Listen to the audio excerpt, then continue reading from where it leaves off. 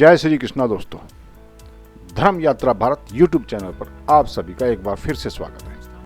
आज हम बात करेंगे मकर संक्रांति त्योहार की। मकर संक्रांति हिंदुओं का एक प्रसिद्ध त्योहार है और यह त्योहार भारत के कई राज्यों समेत कई अन्य देशों में भी मनाया जाता है। वहीं मकर संक्रांति का पावन पर्व 14 या 15 जनवरी को मनाया जाता है। हिंदू कैलेंडर के अनुसार पौष मास में जब सूर्य मकर राशि पर आ जाता है तभी इस त्योहार को मनाया जाता है। इस दिन खिचड़ी खाने या खिचड़ी दान देने का अधिक महत्व होता है। मकर संक्रांति का त्योहार किसानों का मुख्य त्योहार होता है। इस त्योहार में सभी लोग भगवान सूर्य की पूजा करते हैं। यह पर्व खेती और किसानी से जुड़े लोगों द्वारा बहुत ही हर्ष और उल्लास के साथ वसंत ऋतु के आगमन की खुशी में मनाया जाता है।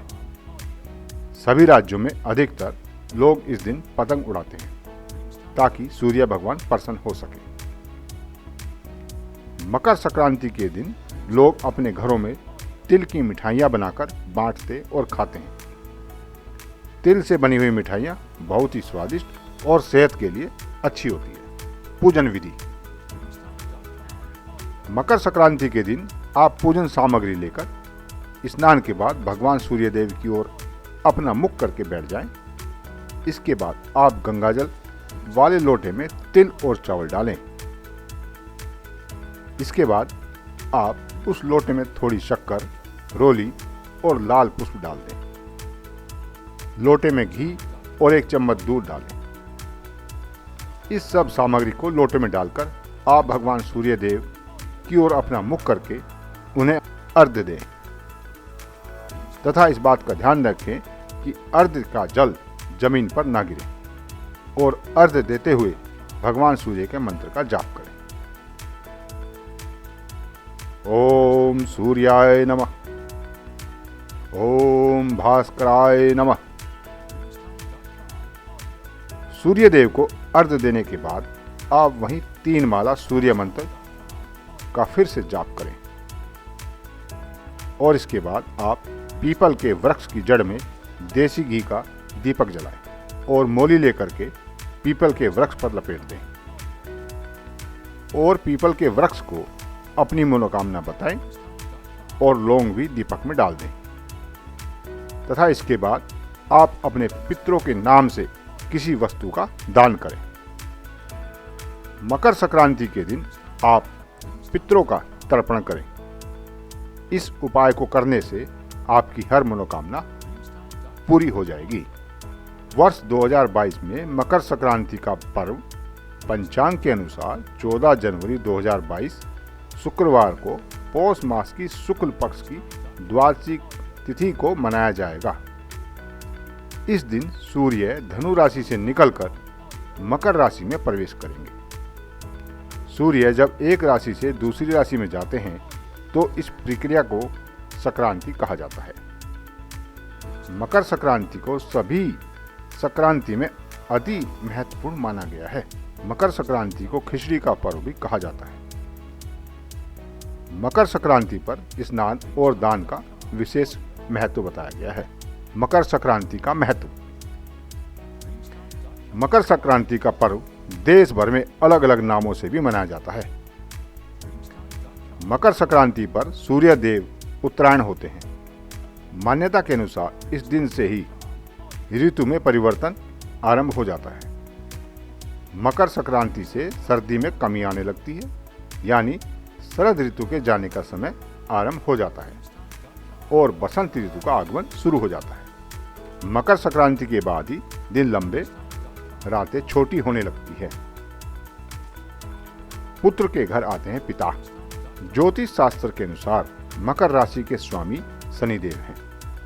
शनि सूर्य के पुत्र कहलाते हैं। पिता पुत्र का संबंध होने के बाद भी पिता और पुत्र में नहीं बनती है, यानी इनके आपस में संबंध मधुर नहीं माने जाते हैं। इसके बाद भी सूर्य पुत्र की राशि में लगभग 1 माह के लिए आते हैं। 1 माह तक पिता पुत्र के घर में रहते हैं। मकर राशि में सूर्य का गोचर कई मामलों में शुभ फल देने वाला माना गया है। स्नान और दान का महत्व। मकर संक्रांति पर स्नान और दान का विशेष महत्व बताया गया है।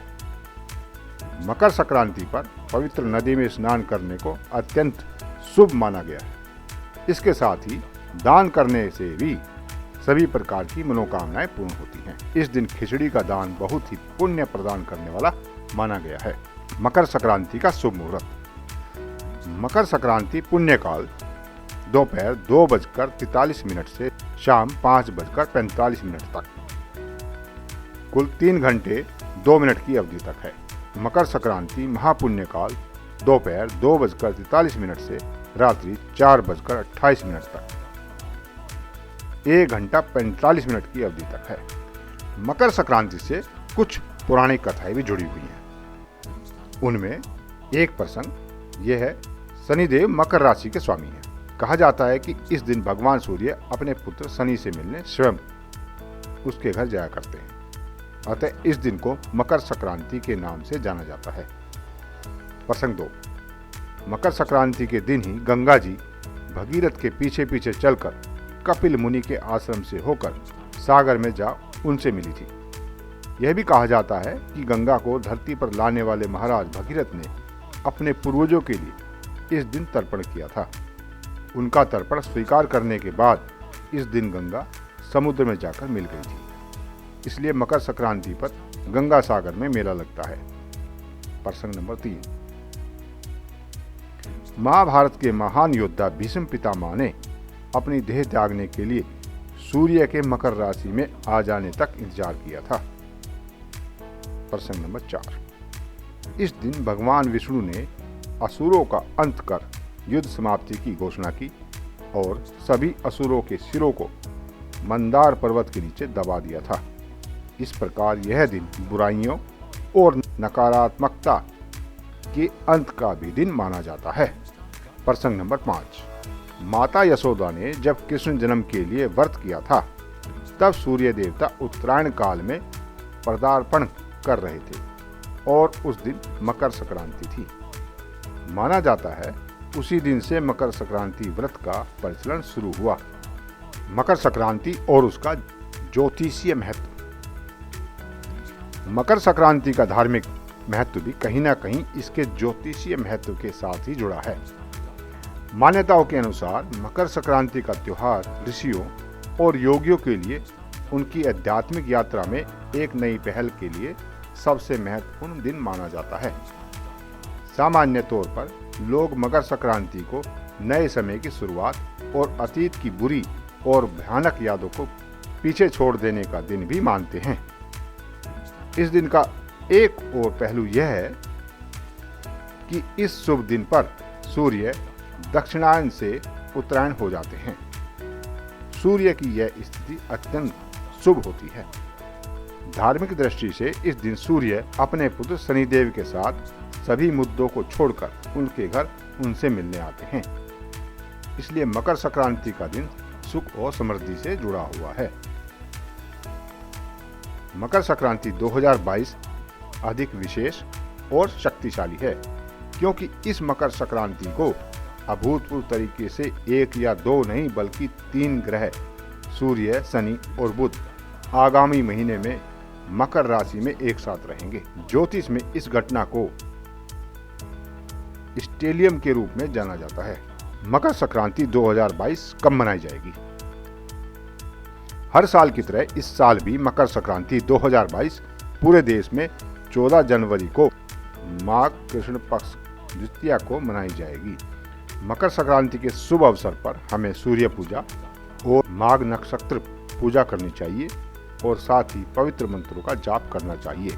संक्रांति के अवसर पर हमें विवाह, शरीर पर तेल लगाना, हजामत बनाना यानी बाल काटना और नए उद्यम शुरू करने जैसे कार्यों से बचना चाहिए। मकर संक्रांति का फल आइए जानते हैं। इस साल की मकर संक्रांति विद्वान और शिक्षित लोगों के लिए काफ़ी अच्छी रहने वाली है। व्यापारियों और कारोबारी लोगों को वस्तुओं की लागत कम होने से कुछ लाभ होने की संभावना है। हालांकि इस दौरान किसी तरह का भय और चिंता बनी रह सकती है। लोगों को स्वास्थ्य लाभ मिलेगा, अंतर्राष्ट्रीय संबंधों में मधुरता आएगी, अनाज के भंडारण में वृद्धि होगी, इस नव वर्ष पर और मकर संक्रांति के उज्जवल पर्व के दिन आइए जीवन के उज्जवल पक्ष को नई आशाओं के साथ देखें और इस त्योहार को भक्ति, उत्साह और जोश के साथ मनाएं। आप सभी को मकर संक्रांति की हार्दिक शुभकामनाएं। जय श्री कृष्ण, राधे राधे।